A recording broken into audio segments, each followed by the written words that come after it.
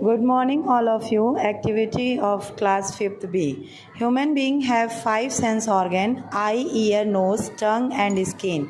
This organ help us to connect with the world around us. Each sense organ has a special function. The five sense organ are very important because they allow us to learn, understand, and experience our surrounding. Good morning, I am I. I can see the grass grow, the bright star, the shining moon. Thank you.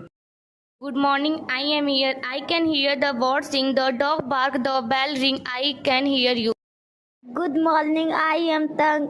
I can taste the apple, the pizza, and the chips. Good morning, I am Nose. I can smell the meat, the fresh cake, the flowers. Thank you. Morning, I am skin. I can feel the soft fur, the cold as the hot tea. Thank you.